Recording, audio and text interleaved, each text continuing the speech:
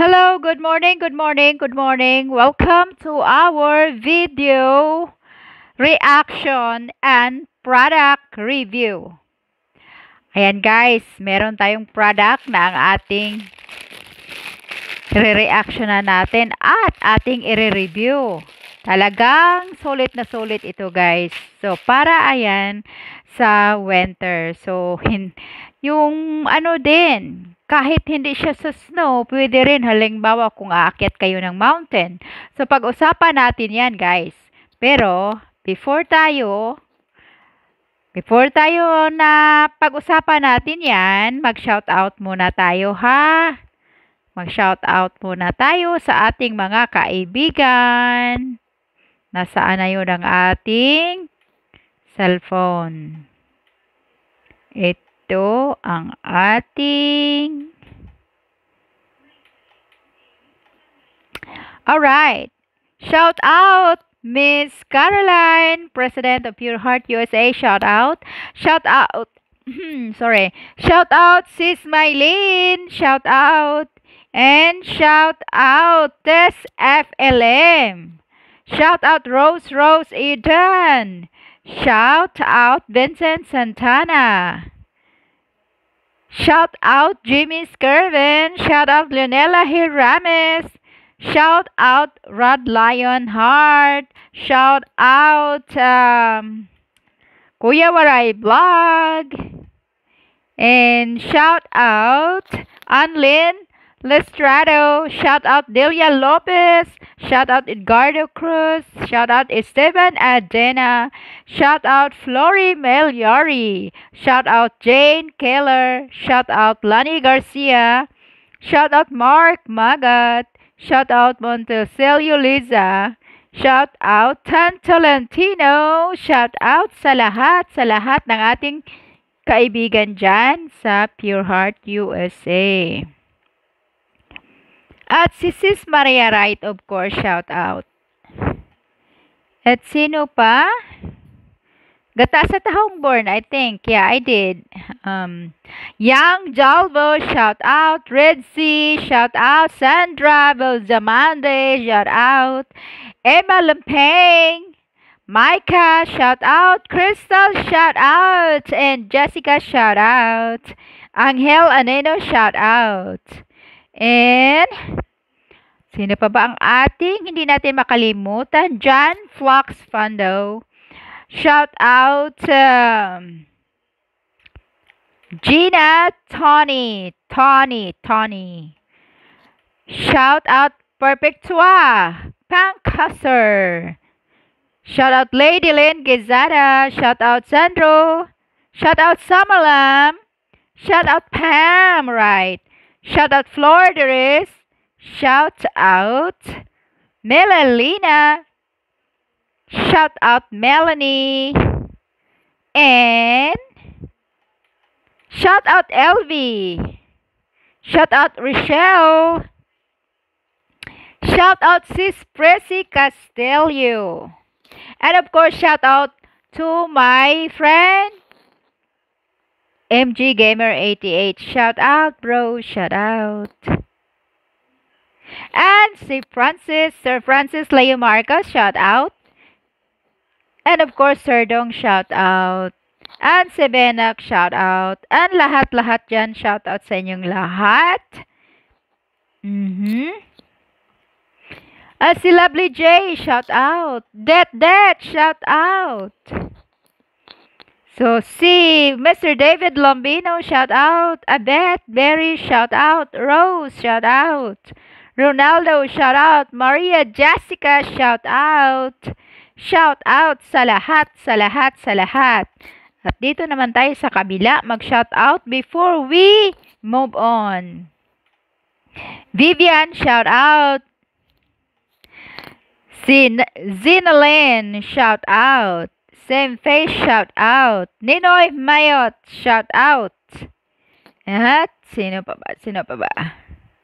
Marami pa kasi wala lang talaga ako nakalista dito. Marikit, shout out sa'yo girl, shout out.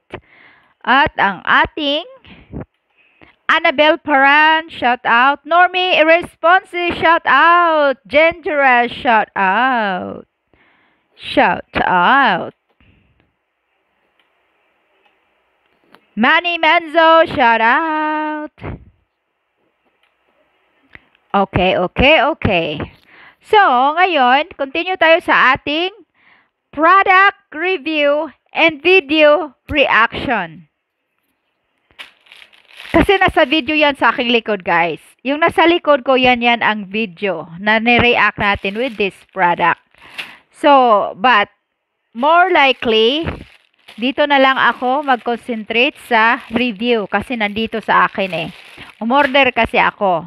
Bakit? Dahil mag-winter na dito. Mag-snow na sa aming area. So, ngayon, lalong-lalo na sa mga lugar ng mga Filipino, hey, mga OFW, mga Filipino katulad ko, nga nasa ibang bansa na malakas ang snow, ito ang ating gagamitin. Ito, ang tawag nito ay shoes spike for snow. Okay? Ayan. Para lang talaga siya sa shoes, guys, or boots. Hindi siya pwede sa sandal, yung high heels, hindi talaga. So, ayan, maganda siya kasi yung sa shoes mo, pwede, diretso mo lang siya pasok yung shoes mo, ipapasok mo na lang dyan. Tapos, pag suot mo, meron na siyang mga spike. Ayan yung mga spike niya. Kita nyo? Ayan. Spike. Bali, ilang spike ito? 1, 2, 3, 4, 5, 6, 7, 8. 1, 2, 3, 4, 5, 6, 7, 8. 8 dito. So, bali 16 dyan. 8 naman dito. So, ayan. So, magiging 32 siya. Diba? Ay, 24. 3 times 8, 24. Alright. Ano ba yan? Ano ba yung math natin, Chris? So, bali, 8 dito, ay 16 dito, at 8 dito. So, 24 siya. So, I have 2 pairs. Ayan, dalawa siya, guys. So, meron akong dalawa. Talaga naman siyang ilang inches din yan. Ilang millimeter din yan, guys. Oh. Ano siya? Parang 6 millimeter ang height ng spike niya. So, talagang maano siya. Talagang hindi ka talaga ma-slide pag malagay mo to sa shoes mo. Ayan kasi dito kasi sa aming mga lugar dito na may snow, talaga namang lalabas ka naman talaga sa bahay, magtatrabaho ka o maglakad ka papuntang parking lot, mag-grocery ka, tapos merong snow doon, merong ice doon. So, ang dami ng mga nadisgrasya sa mga sliding event, mga sliding accident sa snow. So, ayan. Ngayon, kung meron tayo dito, safety talaga siya. Dahil, sa dami pa namang spike niyan, tuwing lang lalakad ka, every time you step in the ground with all this hard snow, it will stick it there. So, it's very difficult or hard for you to slip and to slide. So, you are safety. So, you are very safe when you have this in your shoes during the snow or ice. Now, i-recommend ko ba to sa Philippines? Nga since ang Philippines wala namang snow? Hindi. Pero, i-recommend ko sa mga mountain climber. Kasi sa Philippines, kung magma-mountain climber ka, di ba, haba-habang mga bundok, tapos, mga lupa lang siya, wala siya, lupain. Tapos, pag mag-ulan, so, siguro nakakatulong talaga din to paglakad mo sa mountain climbing, 'di ba? Kasi so, hindi ka ma-slide din, 'di ba? Hindi ka ma-slide, parang mag-stick din siya doon kasi sa mountain din, lalo na diyan sa Pinas, ang mga soil diyan is very hard. Tapos kung maglakad ka, so hindi ka ma-slide all the way to the ground, yung pababa, 'di ba? Kasi naka-stick yan eh, naka-stick. Para bang mga electrician, yung mga Meralco worker, yung mga poste, halimbawa may typhoon, may bagyo, tapos nangasira yung mga poste, yung mga wire dyan sa Meralco, 'di ba? Yung mga taong nagfi-fix, aakyat sila dyan sa poste nga kalaki-laki, 'di ba? Napakataas. 'Di ba yung shoes nila may mga spike yan, super duper haba ang spike dyan. Kasi tuwing akyat nila sa poste, talagang isi-stick nila yung yung shoes nila. Mastik yan, 'di ba? Yung hindi ko alam kung anong poste na ngayon, 'di ba? May innovation na kayo yan. Pero nung pag-alis ko diyan sa Pinas, yung poste sa amin, maraming mga hole-hole, mga talagang mga butas-butas ang poste kasi nga yung mga Meralco workers nga na nag-fix sa electric, ito yung mga suot nila sa kanilang shoes. May mga spikes sila nga pagkahaba-haba. Para pag aakyat sila, talaga namang hindi sila mahuhulog dahil nakastick yan nakastick yan sa sa poste. So, ayan, i-recommend ko rin to sa mga Filipino dyan sa Pinas na mahilig mag-mountain climber. Mountain climbing.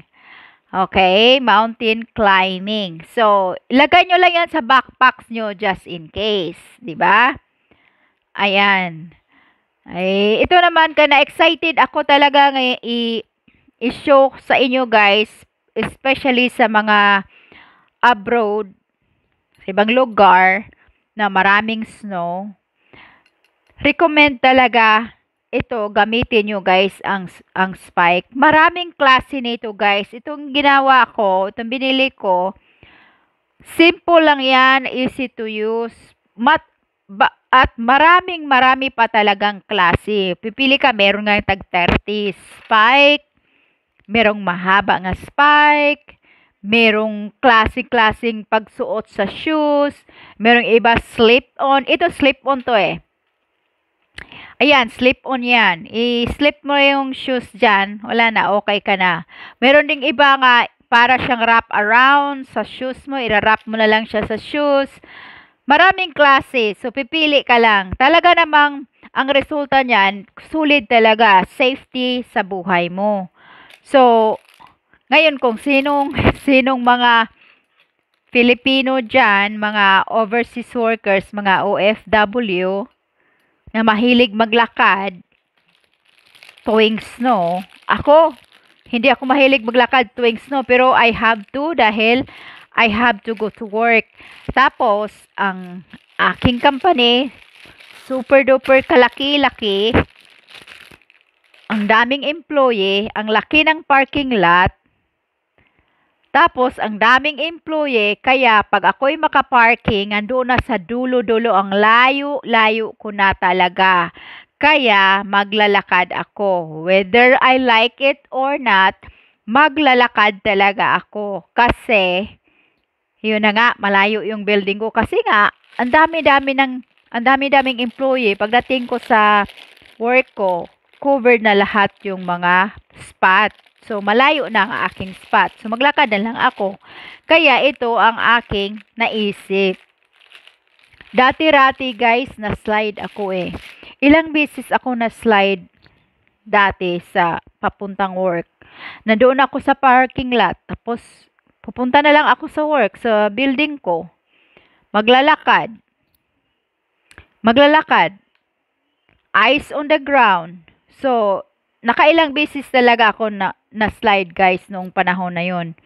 Ngayon, kasi nga marami na akong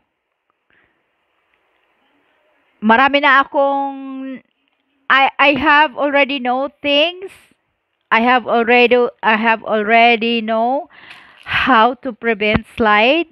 I have researched it and I have knowledge. What I mean is I have knowledge already how to prevent the sliding on the ice, and I have also a knowledge what to buy and where to buy. So I have a lot of information now. So ngayon hindi na ako mahihirapan. Pero dati kasi I'm not aware of any such things like this.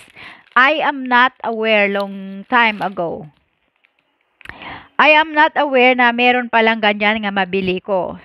Wala kasing nagsasabi sa akin. So, I'm lack of information about that long time ago. Kaya, more likely talaga, maglalakad talaga ako sa ice and snow. Pero ngayon nga marami na akong alam at marami na rin akong na-research nga ganito ganan, pwede pala. So, ayan, nakakatulong yan sa akin. At ginawa ko itong product review para naman sa mga OFW or sa mga Filipino na talaga namang mapipilitan nga maglakad sa snow or sa ice during work. So, bibili na lang kayo guys kasi nakaka-save talaga yan ng life nyo. Biro mo naman pag mas-slide kayo, masakit yung dito nyo, yung mga hips nyo. Ang dami-daming magsakit nyo dyan. Ngayon, lalong-lalo na sa may mga edad na, pag once na na-slide kayo, tapos ma-damage yung hips nyo, naku guys, delikado. Matagal yang gagaling. Matagal yan gagaling.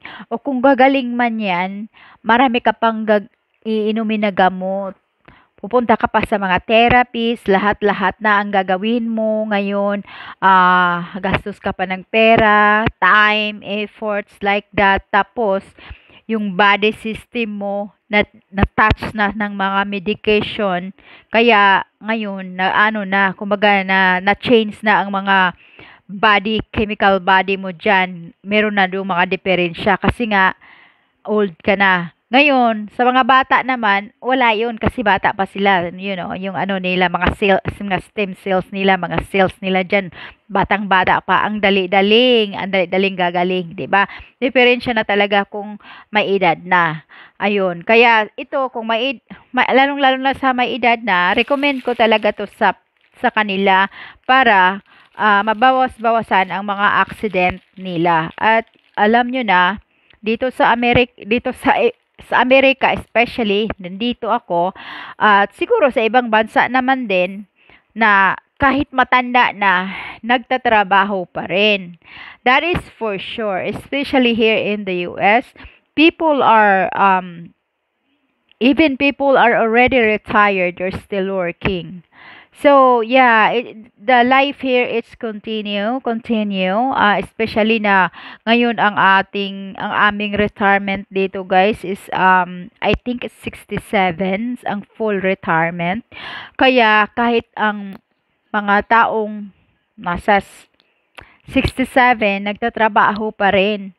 Nagtatrabaho pa rin para makuha lang ang full benefits ng SSS, Social Security, full benefits kung mag-retired ka ng 67.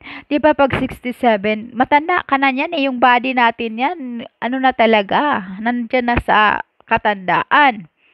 Pero kahit nasasabihin natin ngayon nga, ang mga may edad na ngayon ay bata lang titingnan. Yes, it's true. Bata lang titingnan dahil nga ang ating ngayon, kinakain, yung mga medisina ngayon, marami ng mga cosmetics na make you look young. Ganon. Pero nga, kung hindi ka mag-alaga sa sarili mo, nandoon pa rin yung lumalabas talaga yung age mo.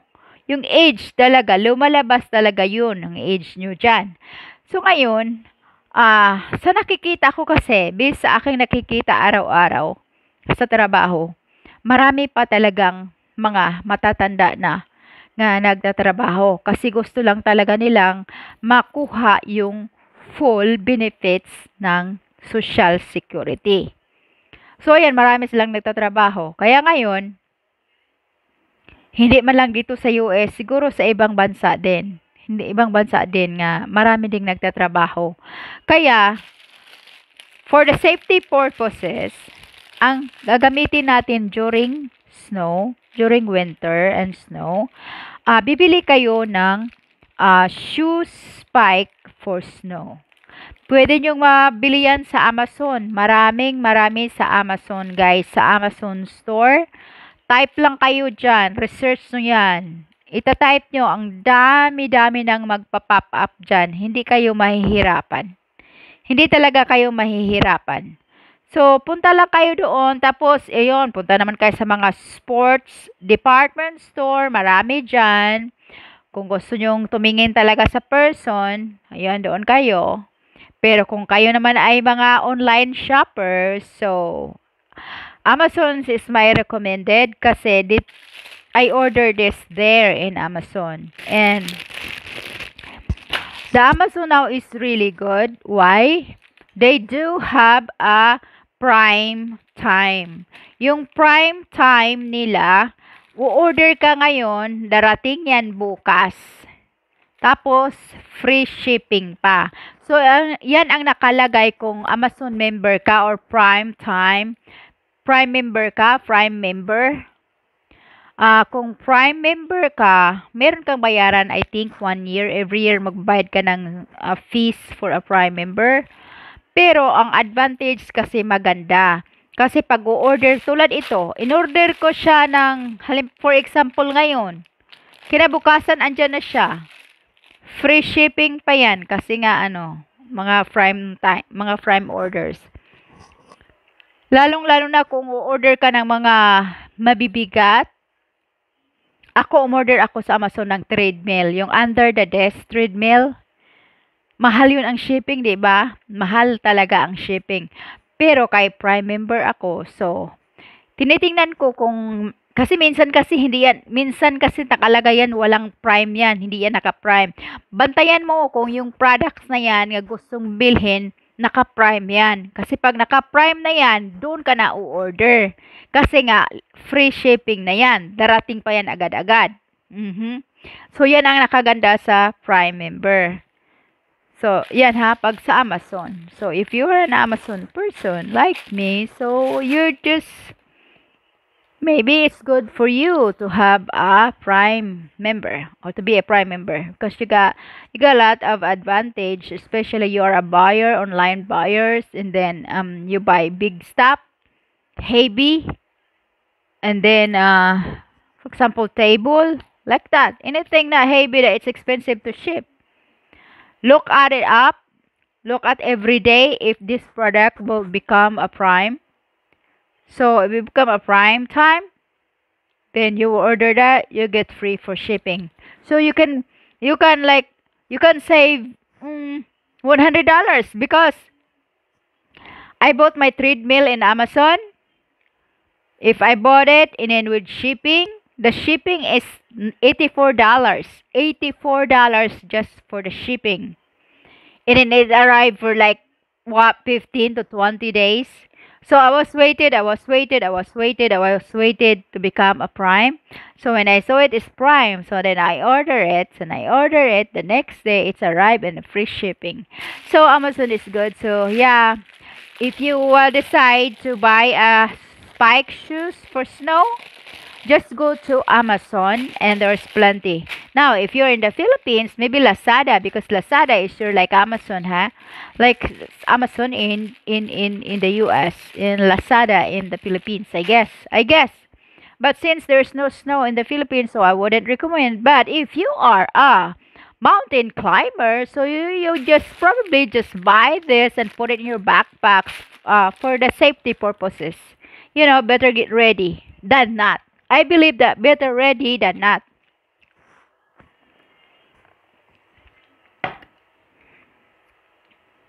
If you are a mountain climber, you love natures, and you go all the time, visiting the nature and all of the stuff. So you have to have a backpacks.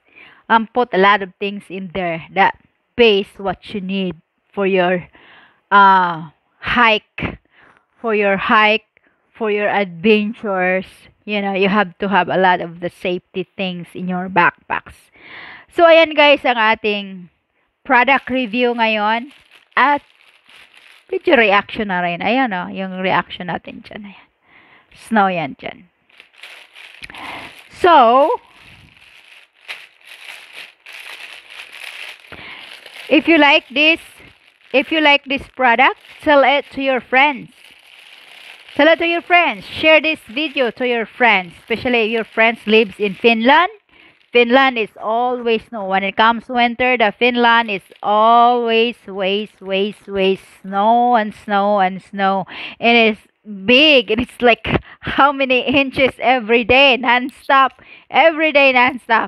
So yeah, You just tell your friends and share this video and tell them to order it.